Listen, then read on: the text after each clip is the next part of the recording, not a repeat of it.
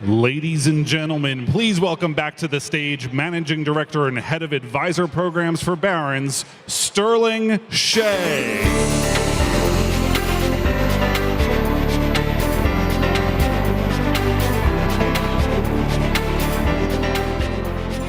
Ladies and gentlemen, I hope everyone has been enjoying dinner and conversation. We have a fabulous speaker for you this evening to kick off content for the event. First, though, I want to recognize another special group to whom we owe a lot of thanks. We would not rank financial advisors if we did not host conferences, and we could not host conferences were it not for the sponsors and underwriters of this conference. The exhibitors that we have gathered with us here today are here on an invitation-only basis. They represent some of the finest minds we know in the investment management community. And we also owe a tremendous debt of gratitude to those individuals at the wealth management firms who have been such loyal supporters and underwriters of this conference. So I would like to ask both our investment management sponsors and those individuals at the firms who have been supporters of this program to please stand up now and be recognized.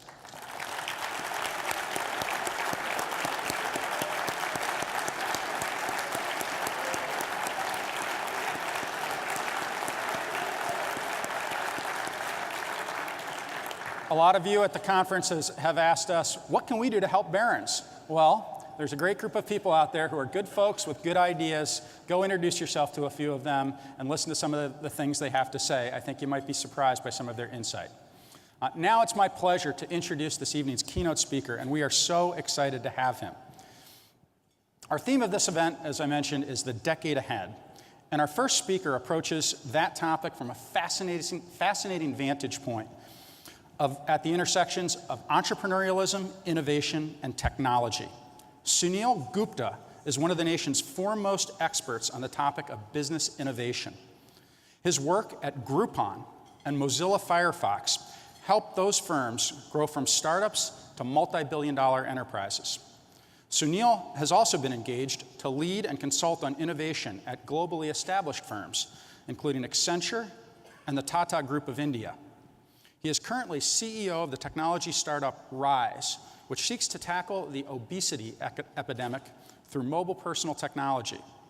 He's been featured on ABC, NBC, and as a speaker at the TED Conference, where his talk on innovation earned accolades in Silicon Valley and beyond. He's also produced a film that was released at the South by Southwest Festival, along with his brother, Dr. Sanjay Gupta of CNN, focused on first-generation Indian Americans. He has a Juris Doctorate from the Northwestern School of Law, an MBA from Kellogg, and an undergraduate degree from the University of Michigan. In particular, Suneel Gupta focuses on the concept of disruption. He's been a disruptor of established industries himself, and he works with, consults, and closely studies disruptors now.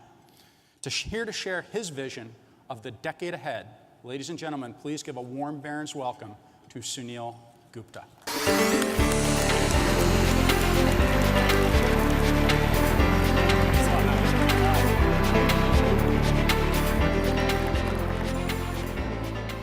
Thanks so much. It's good to be here. Over the past 5 days, I've had one question on my mind. It's been driving me crazy. One question. How do I one-up Dick Cheney?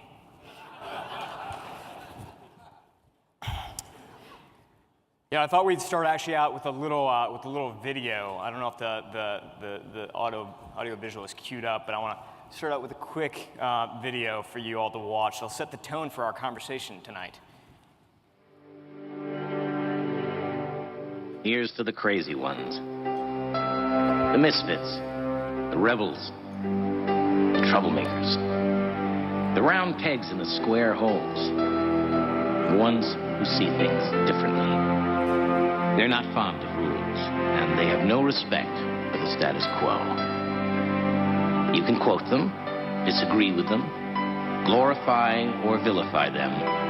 About the only thing you can't do is ignore them, because they change things. They push the human race forward. And while some may see them as the crazy ones, we see genius. Because the people who are crazy enough to think they can change the world are the ones who do.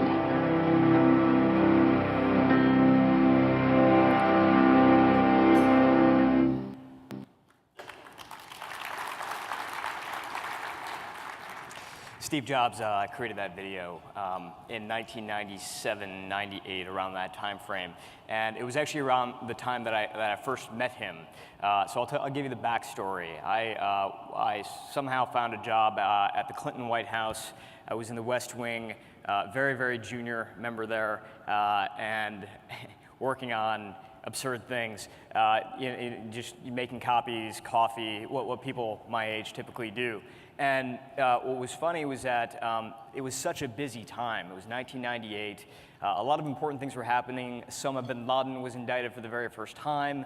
Obviously the Lewinsky matter was in full effect, and the West Wing was pretty busy. And so, as it turns out, there were some projects out there that a lot of people didn't want to get involved with. They didn't have the time for.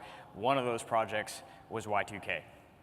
And so me, as really the only person in the West Wing that actually carried around a laptop at that time, they thought I would be the right person for that job. And it was actually funny because I remember in a meeting pulling out my laptop and James Carville looking at me and going, "Are you one of those techno guys?" And I spent the next 5 minutes trying to explain what the difference between techno music and technology actually is. But what was great about that experience was that I had an opportunity to all of a sudden start talking to people who were changing things, that were doing really, really interesting things. Disruptors, people like Steve Jobs, people like Michael Dell, people like John Chambers. And because I was calling from the White House, they actually took my calls. And what struck me from that time was really the sort of characteristics of somebody who is a disruptor. That's always been really, really fascinating to me. And since that time, what I've really tried to do is be around those people in any way, shape, or form. I left politics. The president getting impeached accelerated that. I took as many computer science classes as I could, and I've been in technology for the past 10 to 15 years. But the greatest part about it is being around people who I think are some of the most amazing disruptors of our time. And now I've had the fortune to not just be working, for them as a student or for them now as an employee, but actually now sort of bringing them onto my teams. I'm starting to watch a new wave of disruptors come into the picture. And I've still continued to observe, what are these characteristics? What are the things that future disruptors are really going to have? And I came up with a list of 3 things that I want to share with you. Just 3 things. I'll call it the 3 habits of highly effective people of the future.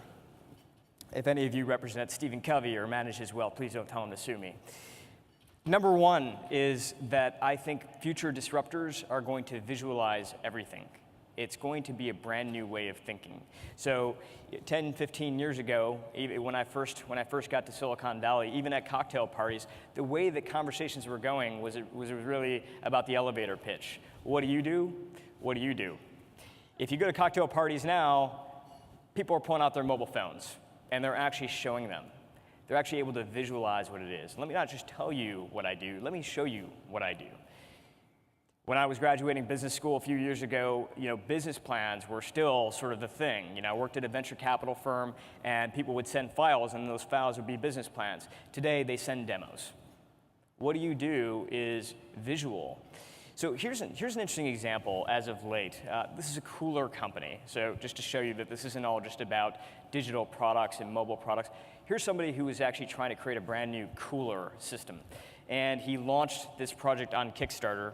How many people have heard of Kickstarter in the audience? Okay, so for those of you who don't, Kickstarter is a way for you to launch a brand new project and raise money for it. It's an alternative maybe to getting investments or raising debt. What you can do is you can say, look, I'm going to launch a project and I want to create this brand new cooler system. And in order to do that, I need, in this case, $150,000. And what you do is you share that on Facebook, you share it on Twitter, and people can contribute minimal amounts of money. You can contribute as little as $1 in some cases to this project. But if you raise up to $150,000, everybody's credit card gets charged. If you don't raise the $150,000, then no one's credit card gets charged. So you can go above that limit, but you can't go below it. That's kind of how Kickstarter works. So you got this guy based in Colorado, wants to build a brand new cooler system, puts it out on Kickstarter. And he wants to raise $150,000, he comes short, $125,000. So no one's credit card gets charged, he doesn't raise his money, he fails. That was a few months ago. So what does he do? He goes back to the drawing board and he says, look, what did I do wrong this time? Why did my Kickstarter campaign fail? And he looks at the page, he looks at all the things that he presented to people, and he realizes there's a lot of text, there's not a lot of visuals, there's just not a great way for someone to understand what this is. I haven't helped them understand my product. And so he goes back to the drawing board and he creates a video around his product.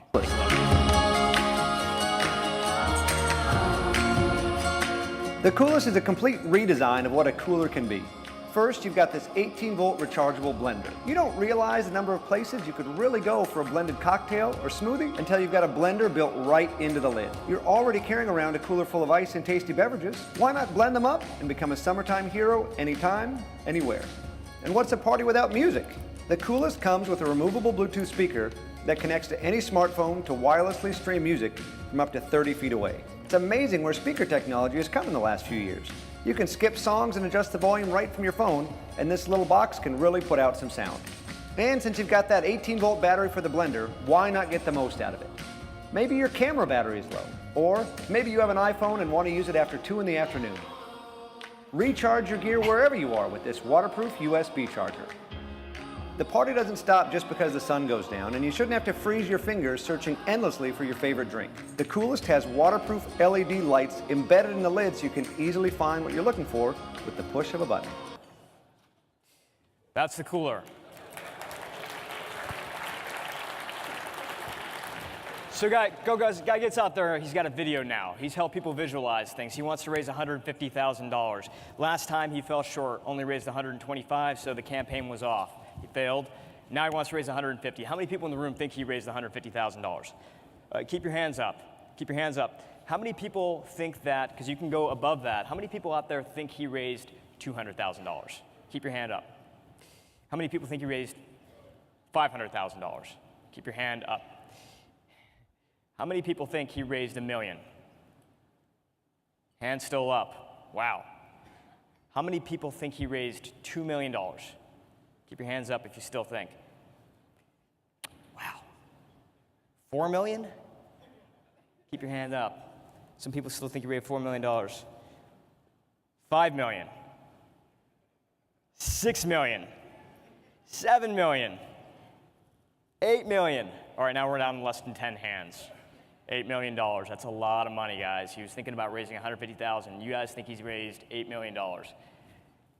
As it turns out, he raised $13.25 million. This campaign closed 5 days ago. Over 62,000 people promoted it. Why? Because it had a cool video. Because he helped them visualize it. I mean, at the end of the day, it was the same exact product. He didn't do anything different. All he did is he helped people visualize what it was going to be like if they owned that product. The people of the future, the disruptors of the future, are going to be gifted at this. They're not going to be telling you anything, they're going to be showing you. You're going to ask them what they do, and immediately they're going to pull out their mobile phone and they're going to show you something. That's just the way that people are going to think. The second thing they're going to be doing is they're going to be iterating constantly. The idea, the notion that you take one shot on goal now, and if you hit or miss, well, move on to the next thing is no longer the case. You know, I remember growing up in Detroit, both of my parents worked at Ford Motor Company for 35 years. They're both engineers. And I remember that we would go to the auto show in Detroit, and my parents had both been working on different cars. And you know, look, if there was a welcome reception to the car they had been working on, it was great. Right? It was great because they knew that years of hard work had paid off. But if it wasn't great, it was kind of miserable because they knew that it was going to be another few years before they got the shot to do that again. That was the way that things were then. It's different now. I can create a product and I can put it out there. My team and I in San Francisco will put out products all the time and we'll test them. We'll buy ads on Facebook, we'll buy ads on Google, and we'll figure out what people actually think about the actual product, and we'll know that within a day. And guess what? If it doesn't work, it's okay, because we're going to take the next 2 days and we're going to shape the product differently, because that's how long it takes. When you talk about lines of code instead of physical goods, it changes everything. And you have companies like this, like Airbnb, that are solid examples of this. So for those of you who are familiar with Airbnb, take a look at their growth curve. These guys started in 2008 in August, and they were at it for, a couple of years, a little over 2 years, before they really started to kind of break out and get the kind of growth that we think of when we think of Airbnb today. What do we think they were doing during that time? What was actually happening? They were testing different ideas, and they were figuring out what works, they were adjusting what didn't work, and they were finding what they call product market fit. But that only happens if you test new ideas and you test it rapidly. We'll talk about this in a few minutes, because I spent a lot of time with the Airbnb founders, and one of the things they always tell me is how hard those couple of years were. And it wasn't hard because they didn't feel like working on the idea. They wanted to experiment. They wanted to find something that worked. It was hard because during that time, no one believed that they actually could. If you think about the way the traditional world works, I take a company like Blockbuster. In a lot of ways, I think this is really what you see. You see a concept that's out there that ultimately ends up creating a brand, because the concept's pretty cool, and that ultimately gets scale, and that scale then turns into data, right? And now you've got all this great data in your hands. The thing that happened at Blockbuster is that most of that data went into creating PowerPoint presentations. So they would share with each other and they say, well, look, we've got some great data coming from the stores, but the problem was that they never connected the loop. And so along comes Netflix. They have a concept, they have a brand, they get scale, they get data, but they immediately take that data and they apply it back to the concept. This is the way that people are treating innovation these days. This is the way that it's happening. Data is actually far more accessible than it was ever before. For me and my team right now, and my team at Groupon, when we were getting off the ground, we knew exactly how our users were interacting with our products. We could tell how many people not just bought a deal or what kind of revenue was coming into the business. We knew as soon as a user landed on our site. We knew as soon as they clicked the share button. We knew as soon as they shared something on Facebook. We knew as soon as they clicked into a deal but didn't actually buy it. These are all the metrics that we pay attention to, and they're right at our fingertips. And when you have those kind of metrics, you can do so much with it. But the key is that you got to pay attention to it. And that's what I love about this next generation of disruptors that's coming out. They love data. Even on their mobile phone, you'll find people that have tools like Gecko Board and other tools that are out there where they actually can instrument everything that's happening in their app, and they know exactly how their users are behaving. And when you pay attention to that kind of data, you can actually innovate. When you don't pay attention to that kind of data, I think you end up becoming like Blockbuster. The third thing is that they're always asking, why not now? And this is something that I actually think about probably more than anything else these days. Because in a lot of ways, having been in the industry and having a few sort of wins under my belt, I'm now it's crazy enough, I'm sort of the gray hair in the business. I feel like my team, most of my team, believe this or not, most of my team was born after President Clinton was elected. And I just don't know what to do with that. Most of my team was, the first Star Wars movie they were born for was Phantom Menace. That's crazy, right? And so for me, I find myself in a lot of ways being the one who has more patience. But this next generation of disruptors, and actually what I love about them is that they just want to move, and they want to move as fast as they possibly can. They just want to go. And if you ever try to stop them and say, look, why don't we do this and then that? They say, well, why not just do that? Why do we have to do this and that? And it's interesting because I think about sort of my classmates from business school, and I think about my classmates from law school, and people came in with big ideas. They knew that they wanted to go in and do something entrepreneurial, but most of my classmates, most of them actually didn't go do that. Most of them went back to the job that they had before. And, you know, or the industry at least that they had before. And there's nothing wrong with that. I just think that if there's something, though, that you actually want to do, being able to say, look, instead of I'm going to go do this and work at McKinsey for 5 to 10 years, and then I'm going to go start my own company, the way this next generation is thinking is they're saying, well, why not just go do that now? You've got all the tools in your hand. Why would you wait? There's just so much to build out there. There's so many problems to solve. Why not just go do that? And there's a thirst and a hunger that I think is awesome. And at the same time, what I want to point out to everybody in this room is maybe the obvious, but maybe something that we don't talk about enough, which is that if there are all those people out there that are taking lots and lots of shots on goals, there's also going to be a lot of people who fail. I mean, just take a look at this pictorial here. The people who we admire and talk about the most: Richard Branson, Mark Zuckerberg, Bill Gates, Chad Hurley, Elon Musk. The people who could probably, in our minds, or in the innovator's mind, do no wrong. This is the cream of the crop, and yet every single one of these people has had failure. And so the thing that I want to pose to all of you is that if all of these people have failure, and this new generation now is all trying to become these people, and they have the access, and they have the tools, and it's not just these people anymore, but it's the kid next door who you think is on Snapchat, but might actually be building her new app. If there's going to be millions and millions of people out there that not just succeed, but fail, then what is your role as an advisor? Because for us, and for the people, I can tell you, in Silicon Valley, even though there might be a perception that there's a lot of swagger or sort of people who are relentlessly just doing their thing, the reality is that we're all human beings, and we're all afraid to fail. The question really becomes, what happens when you do fail? Because when you do, what you tend to do is talk to the people who are around you. You talk to the people you trust.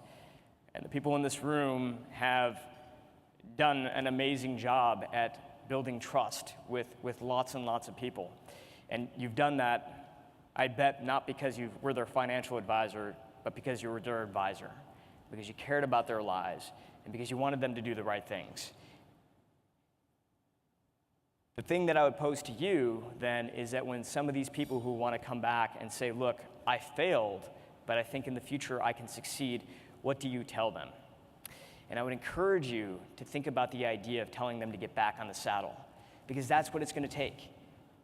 If we are going to accelerate innovation over the next 10 years, it's not just a matter of tools, it's not just a matter of innovation, it's a matter of mentality. It's having the courage and realizing that courage is not the absence of fear. I think Steve Jobs got that, and when he cut that commercial that I showed in the beginning, I think that was the message that he was trying to send. And it was interesting, this is not a well-known fact, but when that commercial was first cut, Steve Jobs actually wanted to be the narrator of that commercial, but instead they chose Richard Dreyfuss. And so there's a version of that commercial that never went out there, it never saw public air, but let me give you a look at it right now. Here's to the crazy ones, the misfits, the rebels, the troublemakers, the round pegs in the square holes, the ones who see things differently. They're not fond of rules, and they have no respect for the status quo. You can quote them, disagree with them, glorify or vilify them. About the only thing you can't do is ignore them, because they change things. They push the human race forward. While some may see them as the crazy ones, we see genius. Because the people who are crazy enough to think they can change the world are the ones who do.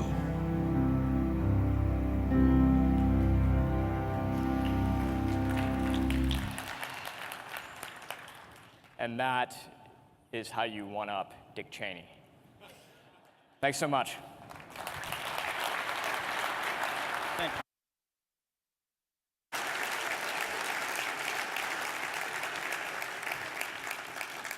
As I said earlier, it's our belief that openness to innovation and change are going to be the hallmarks of success in the wealth management industry for the coming decade. It was our intent in bringing Suneel Gupta to stoke that creativity so that you might think about how innovation can manifest itself in terms of entrepreneurialism in your business for tomorrow's conversations. I think he hit the mark in that regard, so I'd like to offer him another round of applause, please, for Suneel Gupta.